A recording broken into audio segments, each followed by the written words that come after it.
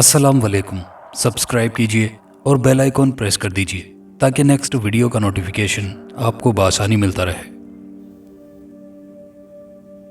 नियाज Ahmad jeep को दौड़ाता हुआ खेतों के दरमियानी रास्ते से गुजर रहा था। ये कच्चा रास्ता उसके घर जाने को शॉर्ट पड़ता था। वो हमेशा सड़क के रास्ते ही घर जाता था। उस रास्ते के मुकाबले में वो रास्ता तवील था लेकिन आरामदेह था। खेतों के रास्ते से गुजरने वाला इलाका शॉर्टकट ज़रूर था लेकिन दुश्वार गुजार था। जीप बार बार उछल जाती थी। वो ड्राइविंग में बहुत माहिर था, इसलिए गाड़ी के उछलने पर संभाल लेता था। कंडियारों में नियाज का घर था। वो अक्सर कारोबारी सिलसिले में हैदराबाद जाता रहता था। उसकी कोशिश यही होती थी कि दिन में घर आ जाए, लेकिन कारोबारी सिलसिले में अक्सर देर हो जाती थी और रात में सफ़र करना पड़ता था। रास्ते में कभी कभार कोई जंगली जानवर भी निकल आता था। जानवर जीप को देखकर खेतों में छुप जाते थे। वो 2 हफ्ते कबल भी जब इस रास्ते से गुजर रहा था, एक काला सांप और उसके बच्चे जीप के टायर तले कुचल गए थे। नियाज उनको कुचलने का इरादा बिल्कुल नहीं रखता था। काला सांप और उसके बच्चे अचानक खेत से निकले और जीप के पहियों के नीचे आ गए। उनके मर जाने का उसे दुख भी हुआ था। जो भी हुआ गैर मुतवक्के हुआ। चंद दिन अफसोस करके वो इस वाक़ये को भूल गया था। इस मकाम पर पहुंचकर फिर से वो वाक़या याद आ गया था। अचानक एक जानिब उसे एक दोशीज़ा खड़ी नजर आई। रात के इस पहर एक दोशीज़ा अकेली खड़ी नहीं हो सकती थी। उस दोशीज़ा का वहां खड़े हो जाना उसे हैरान कर गया था। वो कोई बड़े दिल की मालिक थी जो अकेली वहां मौजूद थी, लेकिन वो रात में अकेली यहाँ क्यों खड़ी है, ये सवाल उसके जहन में गूंजा। इसका बेहतर जवाब वही दे सकती है। नियाज ने जीप उसके पास जाकर रोक दी। वो जीप रुक जाने पर अंदर बैठ गई। उसने एक भरपूर नज़र उस दोशीज़ा पर डाली और फिर बोला, कहाँ जाना है? मुझे कहीं भी रात गुजारने को जगह मिल जाए। अगर तुम्हारा घर करीब है तो वहां चल देती हूँ। हाँ, क्यों नहीं, वो बोला। तुम्हारे घर वालों को कोई एतराज़ तो नहीं होगा? इसकी फिक्र मत करो, कोई भी एतराज़ नहीं करेगा। ठीक है, वो मुस्कुराई। मुझे हैरत हो रही है, तुम इस जगह पर अकेली कैसे खड़ी थी? क्या तुम्हें डर नहीं लगता? हाँ, डर लगता है। मैंने हिम्मत की हुई थी। क्यों? ये मेरी मजबूरी थी। ऐसी क्या मजबूरी थी? मैं किसी शौक के तहत नहीं खड़ी थी। ये बात मैं भी समझता हूँ। कोई भी लड़की रात गए वहाँ नहीं खड़ी हो सकती। मैं इसलिए ये बात जानना चाह रहा हूँ। हमारे करीबी रिश्तेदारों के यहाँ मैयत हो गई है, इसलिए मैं अपने शोहर आचर सोलंगी के साथ जा रही थी। लेकिन तुम तो अकेली हो। हाँ, इस वक्त अकेली रह गई हूँ। अच्छा, फिर क्या हुआ? नियाज ने दिलचस्पी लेते हुए कहा। अचानक खेतों के अंदर से कुछ लोग निकले। वो मुसल्ला थे। उन्होंने गन पॉइंट पर कार रुकवाई। मुझे बाहर निकलने का हुक्म दिया। मैं डर रही थी कि ना जाने ये मेरे साथ क्या सलूक करें। मुसल्ला डाकुओं से किसी तरह भी अच्छी उम्मीद रखना नहीं चाहिए, नियाज ने कहा। मेरे कार से उतरने पर वो कार में घुस गए और शोहर को कार चलाने का हुक्म दे दिया। वो असलहे के आगे मजबूर हो गया था, इसलिए कार चलानी पड़ गई। क्या तुम्हारी किसी से दुश्मनी चल रही है? नियाज ने पूछा। नहीं। फिर क्यों ले गए? कहीं तावान वसूल करने की गर्ज से तो नहीं ले गए? ऐसा ही लग रहा है, दोशीज़ा ने कहा। क्या तुम्हारे शोहर बहुत दौलतमंद हैं? हाँ, अंदरूनी सिंध में अगवा बराए तावान की वारदातें इन दिनों बहुत हो रही हैं। तुम्हें रात में सफ़र नहीं करना चाहिए था, नियाज ने कहा। किस्मत का पता नहीं होता कब क्या हो जाए, दोशीज़ा ने कहा। यह बात बिल्कुल दुरुस्त कह रही हो, नियाज ने कहा। नियाज का घर आ जाने पर उसने जीप बाहर खड़ी कर दी। दोशीज़ा उसके साथ घर में दाखिल हो गई। नौकर को कहकर नियाज ने एक कमरा दे दिया। वह खुद अपने कमरे में चला गया। नियाज के बीवी बच्चे एक तकरीब में शिरकत करने कराची गए थे। उनकी आमद चंद दिनों से पहले आने की उम्मीद न थी। जब वो बेड पर सोने को लेटा, उसका जहन दोशीज़ा की तरफ चला गया। उसे दोशीज़ा की बातों पर यकीन नहीं आ रहा था। ये कैसे मुमकिन था कि डाकू उसे कार से उतार कर चले जाएं? वो न्यू सईदाबाद जाने के बारे में कह रही थी, लेकिन जहाँ खड़ी मिली थी वो रास्ता न्यू सईदाबाद नहीं जाता था। ये ख्याल आते ही वो उठ गया और कमरे में टहलने लगा। उसने नियाज से झूठ क्यों बोला था? आखिर उसके क्या मकासद थे कि वो अकेली उस रास्ते पर खड़ी थी? वहां से लोग दिन में भी नहीं गुजरते थे। वो इलाका कच्चे के डाकुओं का था। वो किसी शख्स को भी अगवा करने में देर नहीं लगाते थे। उसकी कच्चे के डाकुओं से दुआ सलाम थी, इसलिए वो नियाज को कुछ नहीं कहते थे, बल्कि अक्सर मना करते थे कि इस रास्ते से मत जाया करो। हमारी जगह कोई और डाकुओं ने तुम्हें देख लिया तो अगवा करने में देर नहीं लगाएंगे। नियाज खतरों से खेलने का आदी था, इसलिए वो उनकी बातें हवा में उड़ा देता था। दूसरे दिन जब वो बेदार हुआ दोशीज़ा जाग चुकी थी। मुलाजमा ने उसे नाश्ता भी दे दिया था।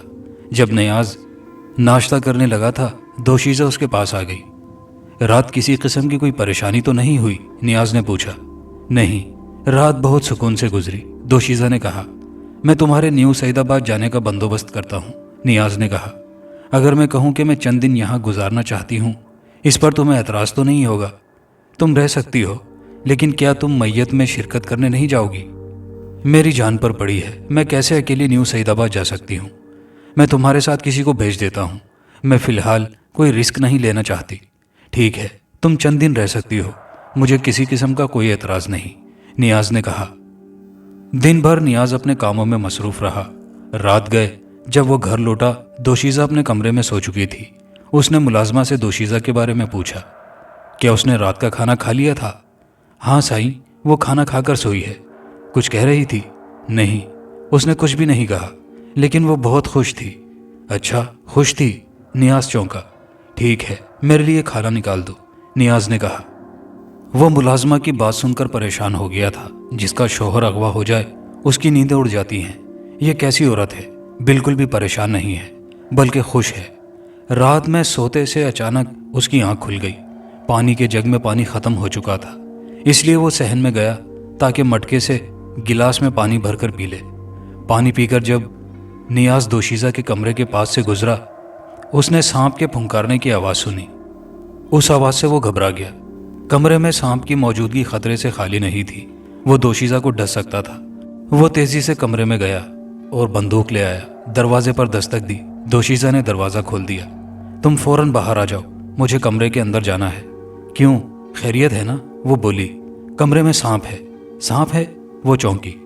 हाँ, अभी मुझे फुंकार की आवाज़ सुनाई दी थी, नियाज ने बताया। दोशीज़ा के कमरे से बाहर आने पर नियाज कमरे के अंदर चला गया। एक एक जगह देख डाली, लेकिन कुछ बरामद ना हो सका। वो हैरानी से कमरे को देख रहा था। उसने कमरे से सांप के फुंकारने की आवाज़ सुनी थी। फिर सांप कहाँ चला गया? सांप मिला? दोशीज़ा ने पूछा। नहीं, सांप नहीं है, तुम्हें वहम हो गया है। सांप होता तो ज़रूर मिलता, दोशीज़ा ने कहा। तुम सो जाओ, अगर सांप की फुंकार या सांप नजर आए मुझे फ़ौरन बता देना, नियाज ने कहा। ठीक है, वो बोली। नियाज ने अपने कमरे में आकर बंदूक को एक तरफ रखा और सोच में पड़ गया। सांप के फुंकारने की आवाज़ उसने सुनी थी, फिर सांप कहाँ गया? उसका जहन ये पहेली सुलझाने से कासिर था। दूसरे दिन भी नियाज के जहन से ये बात निकल न सकी थी। वो घर में दाखिल हुआ तो उसने छत की मुंडेर पर एक सांप को देखा।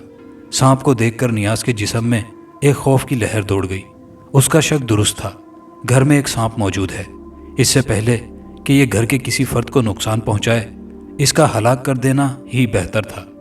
नियाज जैसे ही घर के दरवाजे की जानिब बढ़ा, नियाज होशियारी से सीढ़ियां चढ़ता हुआ छत पर गया। शाम का वक्त होने के सबब हर तरफ रोशनी थी।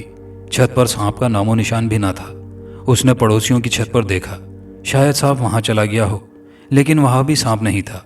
वो छत से नीचे आया और मुख्तलिफ कमरों में तलाश करने लगा।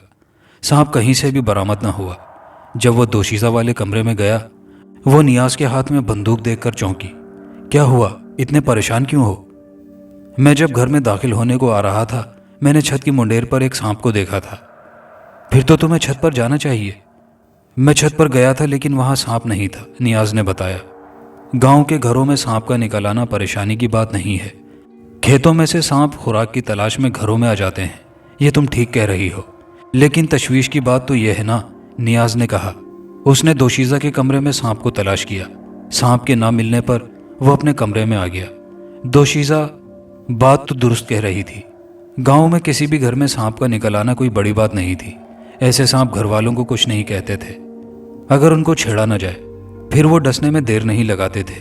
दोशीज़ा भी इसीलिए पुरस्रार बन गई थी। शोहर की गुमशुदगी पर उसे कोई परेशानी या दुख नहीं था।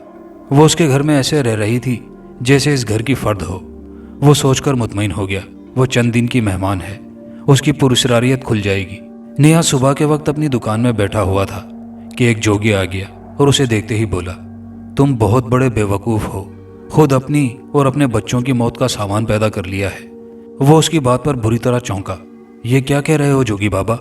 मैं सच कह रहा हूँ, नागन को तुम खुद अपने घर में ले आए हो। बाबा, मैं खुद नहीं लाया, अलबत्ता मैं महसूस कर रहा हूँ घर में कोई नाग या नागिन मौजूद है। नियाज ने कहा, मेरा इल्म गलत नहीं बता सकता। तुम नागिन को अपनी गाड़ी में बिठा कर लाए हो और वो मुंतजिर है कि कब तुम्हारी फैमिली घर आए और वो एक एक को बारी बारी डस ले। तुमको जब चाहे डस सकती है, लेकिन डसेगी नहीं। वो क्यों? तुमने उसके बच्चों को शोहर समेत गाड़ी के पहियों में कुचला था। जिस तरह वो उनकी जुदाई पर तड़प रही है, तुम्हें भी तड़पाना चाहती है। जब वो समझेगी कि उसके दिल को तस्कीन पहुंच गई है, वो तुम्हें डस लेगी। जोगी बाबा, मैं उससे किस तरह बच सकता हूँ? नियाज ने पूछा। मैं बीन बजाऊंगा, वो इंसान के रूप से नागिन बनकर मेरे सामने आ जाएगी। मैं मौका देखकर उसे पकड़ लूंगा और पिटारी में बंद कर दूंगा। तुम उसी वक्त लकड़ियों के ढेर के दरमियान में पिटारी को आग लगा देना। इस तरह नागिन हमेशा के लिए मर जाएगी। जोगी बाबा ने कहा, ठीक है बाबा, जैसा तुम कहोगे मैं ऐसा ही करूंगा। नियाज ने कहा, मैं कल सुबह आऊंगा, मुझे अपने साथ घर लेकर चलना। जोगी बाबा ने कहा। उसके जाने पर नियाज सोच में पड़ गया कि क्या ये वाकई दुरुस्त है जो बाबा जोगी ने कहा है। फिर वो ये सोचकर मुतमईन हो गया, कल सब कुछ सामने आ जाएगा। रात को जब नियाज घर पहुंचा, उसकी नज़र दोशीज़ा पर पड़ी। उसे जोगी बाबा की बात याद आ गई। उसने गौर से दोशीज़ा को देखा और सोच में पड़ गया, नहीं, ये नागिन कैसे हो सकती है? ये इंसान है। नागिन या नागिन का रूप कैसे धार सकते हैं? उसे सोचों में गुम देखकर दोशीज़ा मुस्कुराई।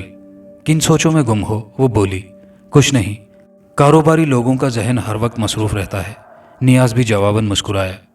नियाज जब बेड पर लेटा, उसे नींद आ गई। रात के किसी पहर उसकी आंख खुल गई। उसने सांप के फुंकारने की आवाज़ सुनी। वो दबे पांव बेड से उठा, दोशीज़ा के कमरे की जानिब बढ़ा। इत्तिफाक से कमरे की खिड़की खुली थी। उसने खिड़की से अंदर देखा। कमरे में दोशीज़ा नहीं थी, बल्कि एक नागिन मौजूद थी। उसके मुंह का रुख दूसरी तरफ था, इसलिए वो नियाज को नहीं देख सकी थी। अलबत्ता वो देख सकता था, उसकी फ्रेम की तस्वीर के तकिए पर रखी थी। नागिन गुस्से में आकर उस तस्वीर पर अपना फन मारती और पीछे हो जाती। ये अमल वो बार बार कर रही थी। नियाज खिड़की से हट गया। अब उसे जोगी बाबा की बात पर यकीन आ गया था। दोशीज़ा के रूप में वो नागिन ही थी। नियाज की तस्वीर पर अपना फन मारकर खुद को तस्कीन दे रही थी। दूसरे दिन जोगी बाबा दुकान पर आ गया। नियाज जब उसे घर लेकर आया, दोशीज़ा बेख्तियार घबरा गई। उसके चेहरे का रंग फक पड़ चुका था। वो घबराकर छत पर भागी। जोगी बाबा ने सहन में बैठकर बीन बजानी शुरू कर दी। उसके बीन बजाने पर दोशीज़ा तेजी से छत से वापस आई। वो गुस्से से जोगी बाबा को देखने लगी और फिर वो जमीन पर गिर पड़ी। जमीन पर उसने कई करवटें बदली और फिर नागिन के रूप में आ गई। वो सख्त गुस्से में थी। उसने बार बार जोगी बाबा पर फन मारने की कोशिश की, लेकिन कामयाब ना हो सकी। जोगी बाबा बीन को मुसलसल बजाता रहा। बिलाखिर नागिन उसके काबू में आ गई। उसने नागिन को अपनी पिटारी में बंद किया। नियाज ने लकड़ियों का इंतजाम पहले से ही किया हुआ था। सहन में लकड़ियों के दरमियान पिटारी को रखकर आग लगा दी गई। पिटारी में नागिन ने बहुत जोर लगाया कि किसी तरह बाहर निकल जाए, लेकिन वो कामयाब ना हो सकी। आग में जलकर लकड़ियों के साथ वो भी जलकर खाक हो चुकी थी। उसके जल जाने पर नियाज ने सुकून का सांस लिया। तेरा नसीब था जो मेरी दुकान पर पहुंच गया, वरना ये नागिन अपने मकसद में कामयाब हो जाती। जोगी बाबा ने कहा, सही कह रहे हो, नसीब अच्छा था जो बच गया। नियाज ने कहा।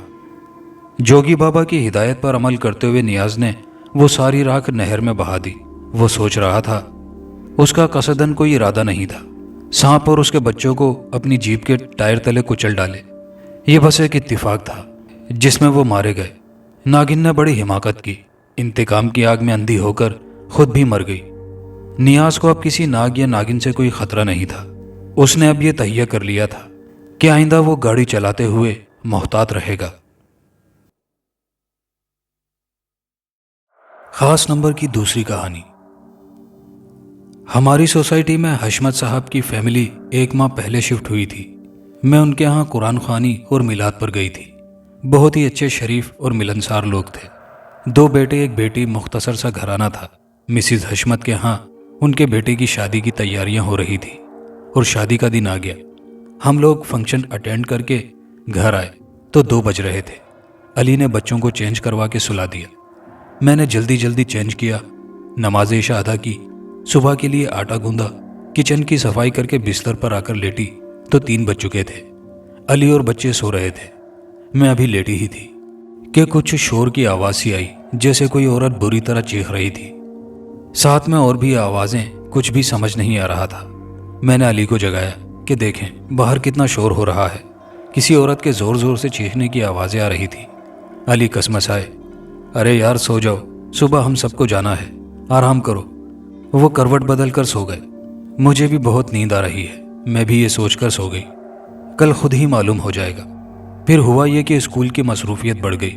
एग्ज़ाम हो रहे थे, बच्चों के भी और मेरे स्कूल के भी। एक हफ्ता और गुजर गया।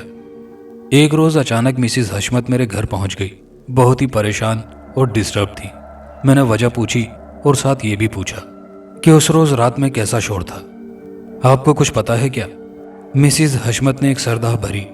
बेटा वो मेरे घर का शोर था, मैं इसी सिलसिले में तुम्हारे पास आई हूँ। मसला यह है कि वो शोर मेरी बहू कर रही थी। उनकी आंखें डुबडुबा गई। अरे वो तो उसकी सुहागरात थी, फिर उसने ऐसा क्यों किया? मेरे सवाल पर वो बाकायदा रो पड़ी।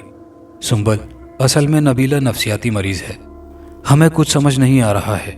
इस एक हफ्ते में हमने उसे कहाँ कहाँ नहीं दिखाया, वो बिल्कुल नॉर्मल होती है, मगर रात में कभी कभी इस तरह के दौरे पड़ते हैं, कभी नहीं। अच्छा ये बताइए कि आप ही के अपने शौहर के साथ उसका रवैया कैसा है? उफ बेटा मत पूछो। मगर इमरान को देखकर, ख़ास तौर पर मियाँ को कमरे में देखकर चीखती चिल्लाती है। बेचारा मेरा बच्चा भी बहुत परेशान है। वो चुप हुई तो मैंने एक लंबा सांस लिया और सर हिलाया। अच्छा तो ये मामला है, उसने सुहागरात से ये चीखना चिल्लाना शुरू कर दिया है। ख़ास तौर पर इमरान को देखकर आपे से बाहर हो जाती है। तुम कुछ मशवरा दो, मैं बहुत अजियत में हूँ। उसके वालिदैन से इस सिलसिले में बात की तो वो भी बहुत परेशान हुए।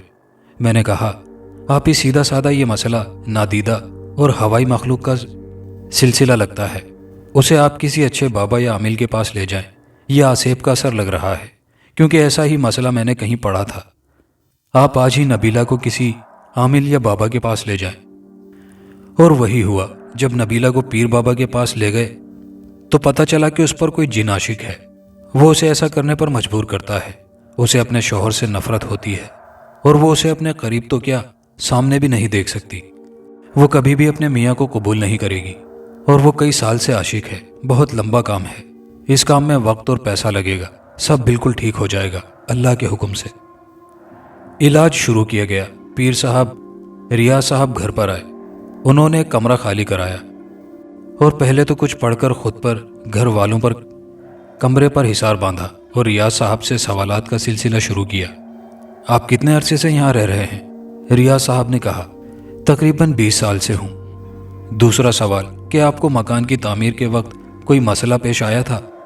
जी बाबा, इस मकान का वो आखिरी कोना जो बैरूनी गेट की तरफ है, आप देखें सीधा नहीं है। कुछ हिस्से की ज़मीन छोड़कर मकान तामीर करवाया। बाबा ने सर हिलाकर हुंकारा भरा। ठीक। तीसरा सवाल, छत पर जाहिर है फैमिली वाले जाते होंगे? बाबा ने फिर सवाल किया। नहीं, शायद ही कभी कोई गया हो, हम छत से बिल्कुल भी नहीं जाते, रियाज साहब ने बताया। अच्छा, अब आप लोग कमरे से बाहर जाएं, मुझे अकेला छोड़ दें। जब मैं आवाज़ दूं तो फिर आइएगा कमरे में। बाबा जी जो आपका हुक्म। रियाज साहब और उनके बेटे कमरे से बाहर निकल गए। काफ़ी देर बाद पीर साहब ने आवाज़ दी तो रियाज साहब कमरे में दाखिल हुए। मियाँ बरखुरदार, अगर आप ये सामान ला सकते हो तो ले आओ, वरना अगर मुश्किल है तो मुझे पैसे दे दें, मैं मंगवा लूँगा। इस अमल के लिए ये चीज़ें दरकार हैं। उन्होंने कागज़ उनकी तरफ बढ़ाते हुए कहा। शान ने सर झुकाकर अदब से जवाब दिया, पीर साहब मुझे इन चीज़ों का सही इल्म नहीं, अगर आप ही तकलीफ़ कर लें तो मेहरबानी होगी। चलो ठीक है, मैं कल से चिल्ला करूँगा। कब्रिस्तान में बैठकर, इस बच्ची पर ज़बरदस्त आसेब का मसला है। वो इससे शादी करना चाहता है और इस वजह से बच्ची मियाँ को देखते ही आपे से बाहर हो जाती है। उसने मियाँ बीवी में नफ़रत और दूरियां पैदा की हैं, मगर अल्लाह की ज़ात के आगे किसी का भी बस नहीं चलता। सब ठीक हो जाएगा। पीर साहब चले गए। नबीला को वालिदैन के घर भेज दिया गया ताकि आसानी से इलाज हो सके। इलाज शुरू किए 15 दिन हो चुके थे। इमरान एक बार भी यहाँ नहीं आए थे। नबीला बिल्कुल नॉर्मल थी। आज पीर बाबा सारे इंतजामात मुकम्मल करके रियाज साहब के यहाँ आए थे। अब असल काम करना था। कमरे में रियाज साहब, उनका बेटा, और हशमत साहब, उनका बेटा इमरान और नबीला थे। नबीला की नज़र जैसे ही इमरान पर पड़ी तो झपट कर उसे दबोचना चाहा। पीर साहब ने उसके बालों की एक लट अपनी उंगली पर मजबूती से लपेट ली और उसे काबू में किया। कुछ पढ़कर उस पर फूंक मारी। बोल, क्या चाहता है? پیر صاحب کے سوال پر مردانہ آواز میں جواب آیا، میں اسے جان سے ختم کرنا چاہتا ہوں۔ کیوں؟ اس نے تیرا کیا بگاڑا ہے؟ اس نے میری پسند چھین لی ہے۔ میں نبیلہ سے شادی کرنا چاہتا ہوں، میں اس کو مار ڈالوں گا۔ اچھا، تو مارے گا؟ ہے تجھ میں اتنی ہمت؟ پیر بابا زور سے بولے۔ ہاں، مجھے چھوڑ دو، کیوں پکڑا ہے مجھے؟ قید مت کرو، میری قوت ضائع نہ کرو، میں اسے کبھی نہیں چھوڑوں گا۔ نبیلہ اب کی بار پوری طاقت سے عمران پر لپکی کہ کمرے میں موجود سارے مردوں نے اسے دبوچ لیا۔ بڑی مشکل سے اسے اپنی جگہ پر آ کر بیٹھی، مگر وہ کچھ بے دم اور تھکی ہوئی سی لگ رہی تھی۔ دفع ہو جاؤ یہاں سے، میں آخری بار کہہ رہا ہوں، لڑکی کا پیچھا چھوڑ دے ورنہ کیا؟ ایک بھاری آواز آئی۔ مجھے دوسرا پینترا آزمانا ہوگا، مجھے مجبور نہ کر، چپ چاپ یہاں سے چلا جا اور آئندہ کبھی ادھر کا رخ نہ کرنا۔ پیر صاحب کی آواز میں غصہ اور جلال تھا۔ کافی دیر کی جد و جہد کے بعد نبیلہ نے پیر صاحب کو گھور کے دیکھا اور دونوں ہاتھوں سے ان کا گلا دبانے لگی۔ پیر صاحب کی آنکھیں نکل آئی۔ اب کی بار پھر سب نے نبیلہ کو بری طرح سے اپنے شکنجوں میں جکڑا کہ وہ نڈھال ہو کر گر گئی، اور نیم بے ہوشی میں وہی مردانی آواز آئی، جا رہا ہوں، اب نہیں آؤں گا، جا رہا ہوں۔ 2-3 بار دہرایا گیا اور نبیلہ مکمل طور پر بے ہوش ہو گئی۔ پیر صاحب نے اللہ کا شکر ادا کیا، سب کو مبارکباد دی، الحمدللہ اب بچی اس خبیث جن کی قید سے آزاد ہو چکی ہے اور میں نے مکمل انتظام کر ڈالا ہے۔ وہ کونا اب ان خبیثوں سے پاک ہو چکا ہے۔ کچھ دیر بعد نبیلہ نے کراہ کر آنکھیں کھولی۔ میں کہاں ہوں؟ عمران، ابا جی، ابو جی، شان۔ وہ بار بار سب کو حیرت سے دیکھ رہی تھی۔ گھبراؤ نہیں بیٹی، تم اپنوں کے حصار میں ہو۔ اٹھو عمران بیٹا، اپنی دلہن کو کمرے میں لے جاؤ۔ پیر صاحب نے مسکرا کر سب کی طرف دیکھا۔ سب کی نظریں اوپر اٹھ گئی۔ کرم ہے رب تیرا، لاکھ لاکھ شکر ہے۔ اور پھر عمران کا بیڈ روم پھر دلہن کی طرح سجایا گیا اور نبیلہ میکے سے سسرال ایسے گئی جیسے آج ہی اس کی رخصتی ہوئی ہے۔ اللہ رب العزت سب کو ایسی ناگہانی اور آسیبی مصیبتوں سے محفوظ رکھے، آمین۔ خاص نمبر کی تیسری اور آخری کہانی۔ جب ایک دفعہ بجلی زور سے کڑکی اور روشنی پیدا ہوئی تو مجھے وہ شخص اپنے آگے سڑک پر جاتا ہوا نظر آیا۔ اسے دیکھ کر میں چونک اٹھا۔ بارش موسلا دھار ہو رہی تھی اور رات کا اندھیرا پوری طرح چھا چکا تھا۔ بادل رہ رہ کر گرج رہے تھے۔ یہ کون تھا جو اس وقت یوں سڑک کے کنارے پیدل ہی چلا جا رہا تھا؟ بارش کی وجہ سے میری کار کی ہیڈ لائٹس بھی زیادہ دور تک کام نہیں کر رہی تھی۔ میں تو اپنی مجبوری کے تحت اس موسم میں سفر کرنے پر مجبور تھا۔ میں یہاں اپنے ایک کلائنٹ سے ملنے آیا تھا۔ اس وقت موسم خاصا خوشگوار تھا، ہلکے ہلکے بادل چھائے ہوئے تھے، مگر بارش کی کوئی توقع نہیں تھی۔ کاروباری معاملات حل کرنے کے بعد جب میں نے شام کو واپسی کا ارادہ کیا تو اس وقت یہ بادل قدرے گہرے ہو چکے تھے۔ میزبانوں نے مجھے روکنے کی کوشش بھی کی، مگر کل صبح میرا ایک دوسری پارٹی سے ملنا طے تھا، اس لیے آج رات ہی میں گھر واپس پہنچ جانا چاہتا تھا۔ یہ تنگ سی سڑک جس پر میں اس وقت سفر کر رہا تھا پہاڑ کے ساتھ ساتھ بل کھاتی ہوئی اوپر کی طرف جا رہی تھی۔ اس کے بعد اس نے ایک نیچے وادی میں اترنا تھا۔ اپنے اندازے کے مطابق میں آدھی رات سے پہلے گھر واپس پہنچ سکتا تھا۔ بارش کا پانی اوپر کی طرف سے سڑک پر بہتا ہوا نیچے آ رہا تھا، اس لیے کار کو سنبھالنے میں کافی دشواری ہو رہی تھی۔ تیز چلنے والی ہوا کی وجہ سے سڑک کے ساتھ پہاڑی ڈھلوان کے اوپر اگے ہوئے درخت یوں خوفناک انداز میں لہرا رہے تھے کہ جیسے ابھی کار کے اوپر آن گریں گے۔ اس موسم میں ایک تنہا شخص کا پیدل سفر کرنا واقعی حیران کن تھا۔ جب میں اس کے قریب پہنچا تو دیکھا وہ مقامی لباس میں ملبوس ایک ادھیڑ عمر شخص تھا۔ مجھے اس پر ترس آ گیا اور میں نے قریب پہنچ کر کار کی رفتار دھیمی کر دی۔ بوڑھے نے مڑ کر کار کی طرف دیکھا، اس کے قدم بھی سست پڑنے لگے تھے۔ میں نے کار روکی اور دوسری طرف والی کھڑکی کا شیشہ نیچے کرتے ہوئے اسے کار میں بیٹھنے کا اشارہ کیا۔ بوڑھا کار کی طرف جھکتے ہوئے بولا، کوئی بات نہیں صاحب، آپ جاؤ، میرا گھر قریب ہی ہے، میں پہنچ جاؤں گا۔ میرے اصرار پر وہ بوڑھا ہچکچاتے ہوئے کار میں بیٹھ گیا۔ میں نے شیشہ واپس اوپر چڑھایا اور کار کو آگے بڑھاتے ہوئے بولا، اس موسم اور اس عمر میں پہاڑی ڈھلوان پر سفر کرنا مناسب نہیں، میں آپ کو آپ کے گھر چھوڑ دیتا ہوں۔ بوڑھے نے تشکر آمیز انداز میں میری طرف دیکھا اور پھر مجھے اپنے گھر کا راستہ سمجھانے لگا۔ اس کا گھر سڑک پر تھوڑا ہٹ کر ایک نشیبی جگہ پر تھا۔ سڑک سے اترنے کے لیے جب میں نے کار کو ذیلی سڑک پر موڑا تو سامنے ایک گھر کا ہیولا نظر آنے لگا۔ میرا خیال تھا کہ کوئی چھوٹا سا گھر ہوگا، مگر میں دیکھ کر حیران رہ گیا۔ وہ تو قدیم طرز کی ایک قلعہ نما حویلی تھی۔ وہ اپنی بلند و بالا در و دیوار اور اونچے برجوں کی وجہ سے بہت پرہیبت نظر آ رہی تھی۔ شاید اس حویلی کے باہر کبھی چھوٹی سی ایک چار دیواری رہی ہوگی جو اب وقت کے ہاتھوں برباد ہو چکی تھی۔ اس کا اندازہ مجھے اس کی باقیات سے ہوا۔ گھر کے صدر دروازے کے سامنے ایک پورچ بنا ہوا تھا۔ میں نے کار وہاں روک دی۔ بوڑھا کار سے نکلا اور گھر کے دروازے کی طرف بڑھا۔ میں نے بھی کار موڑنے کی تیاری شروع کر دی۔ بوڑھے نے گھر کے دروازے پر دستک دی اور پھر مڑ کر میری طرف دیکھتے ہوئے بولا، اگر آپ جانے سے پہلے میرے ساتھ ایک پیالی چائے پی لیں تو بہت خوشی ہوگی مجھے۔ میں فوری واپس جانا چاہتا تھا، مگر بوڑھے کے اصرار پر مجھے اپنا ارادہ بدلنا پڑا۔ میں نے کندھے اچکاتے ہوئے کار کا انجن بند کر دیا۔ بوڑھے کی تیسری دستک پر گھر کا دروازہ کھل گیا۔ دروازہ کھولنے والی ایک نوجوان لڑکی تھی۔ وہ بھی بوڑھے کی طرح قدیم دیہاتی لباس میں ملبوس تھی۔ اس کی عمر 20-25 سال کے لگ بھگ تھی اور جسم اچھا خاصا سڈول اور صحت مند تھا۔ لڑکی نے سوالیہ نظروں سے میری طرف دیکھا تو بوڑھا بولا، اندر چل کر سب بتاتا ہوں۔ پھر میری طرف دیکھتے ہوئے بولا، آئیے اندر آ جائیے۔ میں ان کے پیچھے پیچھے گھر کے اندر آ گیا۔ دروازے کے بعد ایک چھوٹی سی ڈیوڑی نما جگہ تھی۔ اس سے آگے ایک لمبی راہداری جس کے دونوں طرف کمروں کے دروازے نظر آ رہے تھے۔ راہداری کے سرے پر ایک ہال نما کمرہ تھا۔ وہاں سے سیڑھیاں اوپر کی منزل کی طرف جاتی دکھائی دے رہی تھی۔ اس ہال میں بھی کئی کمروں کے دروازے نظر آئے جو سب بند تھے۔ ایک طرف سیڑھیوں کے قریب کھانے کی میز رکھی نظر آ رہی تھی۔ اس کے پیچھے شاید باورچی خانے کا دروازہ تھا۔ ہال میں موجود فرنیچر قدیم طرز کا تھا مگر بالکل صاف تھا۔ شاید روزانہ اس کی صفائی کی جاتی تھی۔ پورے کمرے میں مجھے کوئی بھی بجلی کا بلب نظر نہ آیا، مگر حیرت کی بات تھی کہ روشنی پھر بھی ہو رہی تھی۔ ابھی میں اس بارے میں بوڑھے سے پوچھنے کا ارادہ کر ہی رہا تھا کہ بوڑھا لڑکی سے مخاطب ہوا، نتاشا، جاؤ مہمان کے لیے چائے بنا کر لے آؤ اور ساتھ کچھ کھانے کو بھی لے آؤ۔ انہوں نے آج میری بہت مدد کی ہے۔ نتاشا سر ہلاتی ہوئی باورچی خانے میں چلی گئی۔ بوڑھا مجھے کرسی پر بیٹھنے کا اشارہ کرتے ہوئے خود بھی ایک کرسی کھسکاتا ہوا اس پر بیٹھ گیا اور میری طرف دیکھتے ہوئے کہنے لگا، یہ میری بیٹی نتاشا ہے۔ میرا نام خادم ہے۔ یہاں سے کچھ فاصلے پر ایک گاؤں ہے۔ میں وہاں ایک ذمہ دار کے ہاں ملازمت کرتا ہوں۔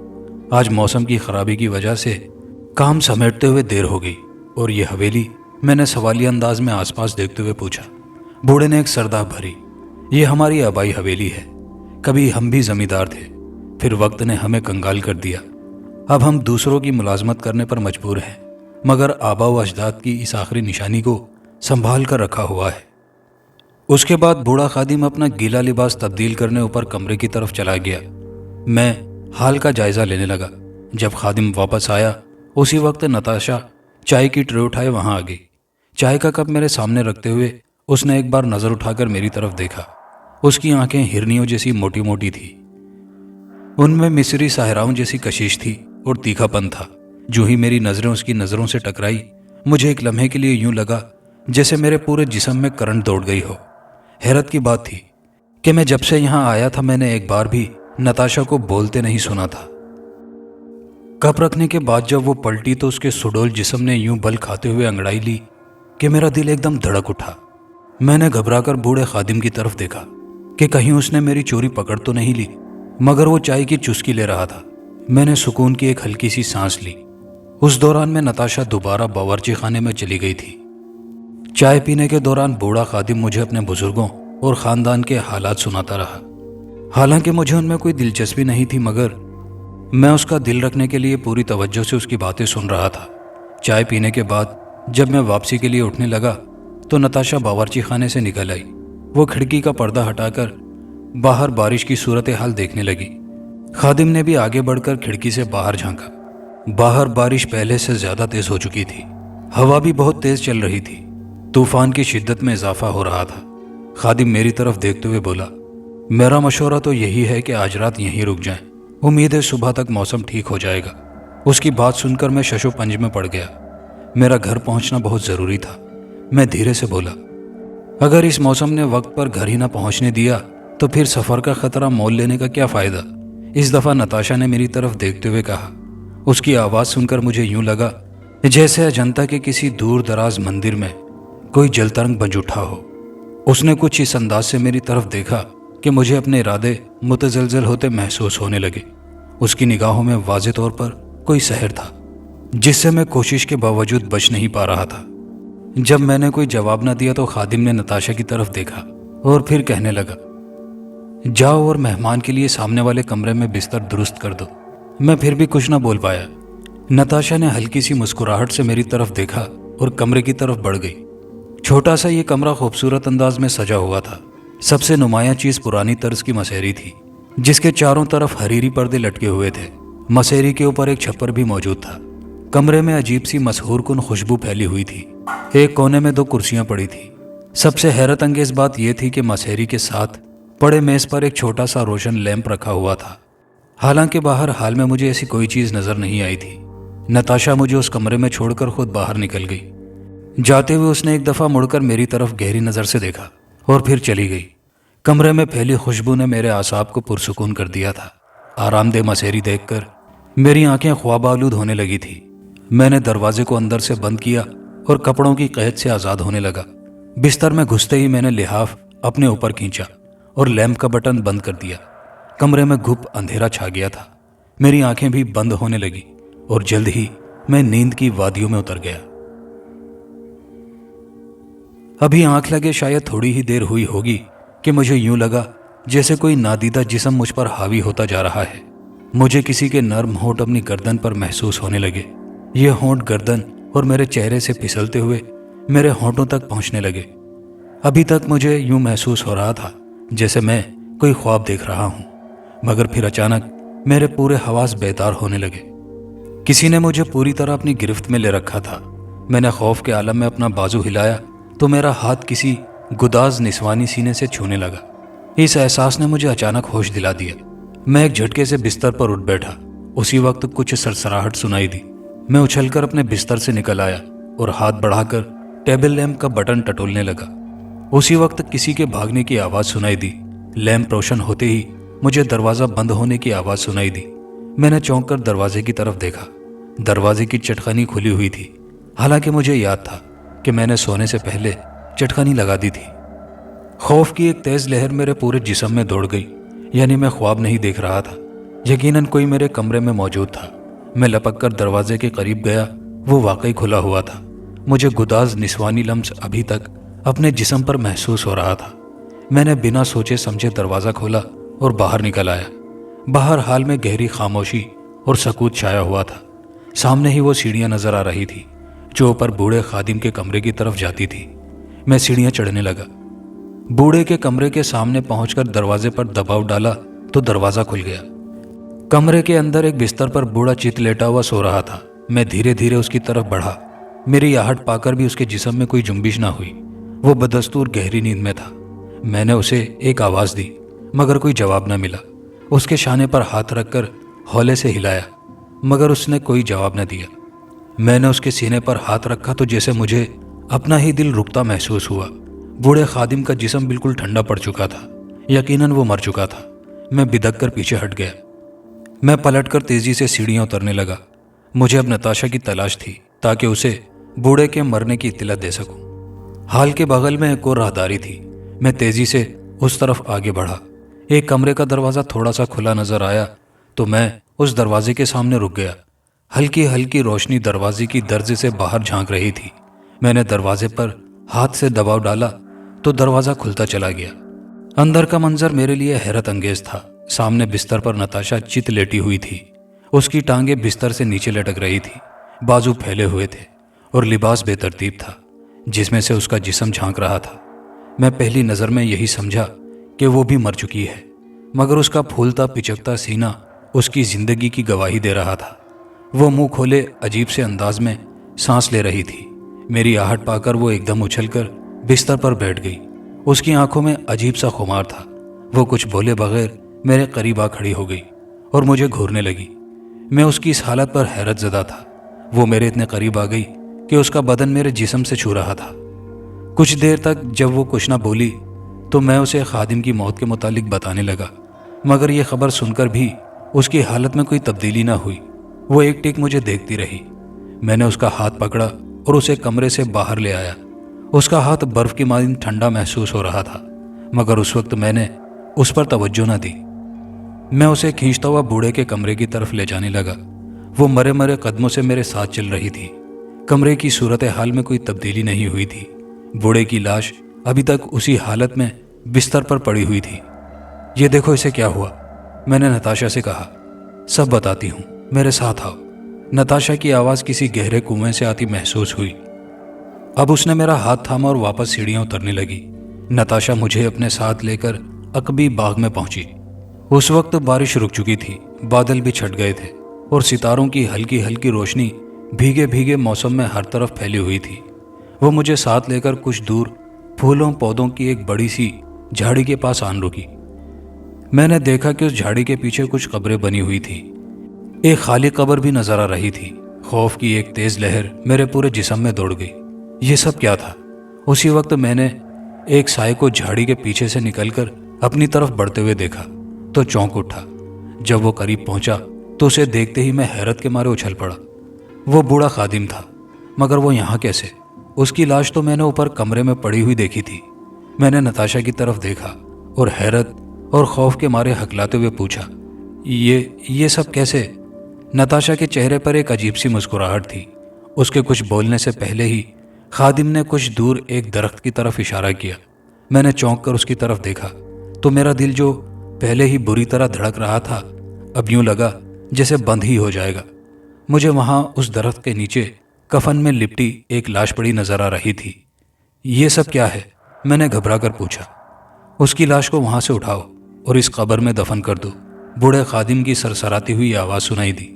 मैंने उसकी बात पर अमल करने की बजाय पलटकर वहां से भागने की कोशिश की तो नताशा ने मेरे हाथ पर अपना दबाव बढ़ा दिया। मुझे यूं लगा जैसे मेरा हाथ किसी आहिनी शिकंजे में आ गया हो। मैं बावजूद कोशिश के अपनी जगह से हिल न सका। मेरे पांव मन मन भर के हो चुके थे। उसकी गैर इंसानी आवाज़ में एक अजीब सा तहकम था। जैसा कहा वैसा करो, वरना तुम्हें अभी इसी के साथ इस कब्र में दफन होना पड़ेगा। ये कहते हुए उसने मुझे लाश की तरफ धकेल दिया। मैं ना चाहते हुए भी उसकी तरफ बढ़ गया। यूं लगा जैसे कोई अनजानी ताकत मुझे उसकी बात मानने पर मजबूर कर रही हो। मैंने आगे बढ़कर लाश को बमुश्किल उठाया। वो किसी बदकिस्मत नौजवान की लाश थी। उसका रंग यूं पीला पड़ चुका था जैसे जिस्म से सारा खून निचोड़ लिया गया हो। उसे लाकर मैंने कब्र में रख दिया।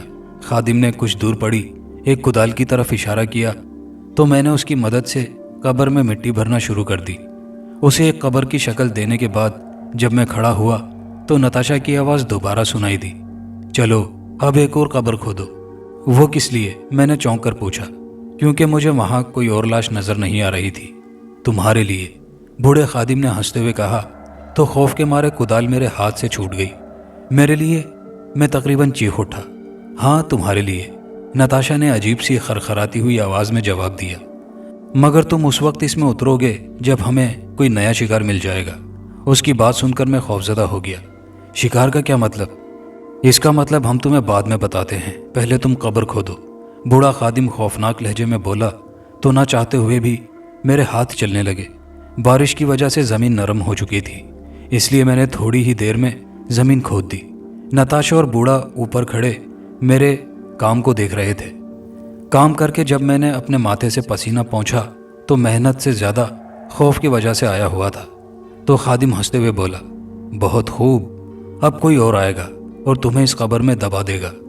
फिर वो अपनी कब्र तैयार करेगा और उसका इंतज़ार करेगा जो इसे कब्र के हवाले करेगा। मैं तुम्हें और तुम्हारी बेटी को मार दूंगा, मैंने चीखते हुए कहा। मेरी बात सुनकर बूढ़ा खादिम एक बार फिर बुलंद कहकहा लगाते हुए बोला, क्या पिद्दी और क्या पिद्दी का शोरबा। नताशा मेरी बेटी नहीं बल्कि मेरी शागिर्द है और हम दोनों पिछले 1500 साल से जिंदा हैं। उसकी बात सुनकर मैं हैरत के मारे उछल पड़ा। वो दोबारा बोला, हम दोनों ने अपनी उम्र बढ़ाने के लिए एक मखसूस अमल किया था जिसमें मामूली कमी रह गई। इसका नतीजा ये हुआ कि हमें तवील जिंदगी तो अता हो गई, मगर मेरी जिंदगी नताशा की जिंदगी से मशरूत हो गई। अब जब तक नताशा जिंदा है मैं जिंदा रहूंगा। नताशा को अपनी जिंदगी बरकरार रखने के लिए जवान इंसानी खून और अपने जिस्म को जवान रखने के लिए एक नौजवान मर्द की ज़रूरत है। ओह, तो इसी लिए तुम किसी न किसी नौजवान को शिकार बनाकर नताशा के हवाले कर देते हो? मैंने पूछा। खादिम ताज़ा कब्र की तरफ इशारा करते हुए बोला, ठीक समझे, यह भी एक ऐसा ही नौजवान था। जब ये नताशा के काम का नहीं रहा तो फिर तुम मिल गए।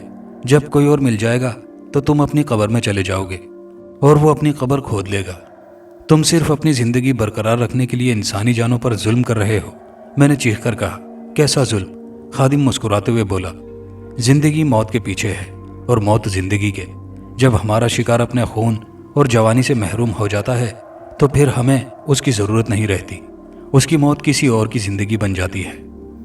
तुम मुझे यहाँ रोक नहीं सकते। तुम्हारा पाला शायद अभी तक सिर्फ कमज़ोर लोगों से पड़ा है। मैंने अपने खौफ पर काबू पाते हुए कहा। बूढ़े खादिम ने मुस्कुराते हुए गहरी नज़रों से मेरी तरफ देखा और फिर कब्र के किनारे बैठते हुए कहने लगा, एक मर्द चाहे जितना भी बहादुर हो, उसकी सबसे बड़ी कमज़ोरी शबाब होता है। तुम भी चंद ही दिन में नताशा के आदी हो जाओगे। ये तुम्हें नशे की तरह लग जाएगी और फिर तुम किसी काम के नहीं रहोगे। शायद कुछ अरसे बाद नताशा के काम के भी नहीं।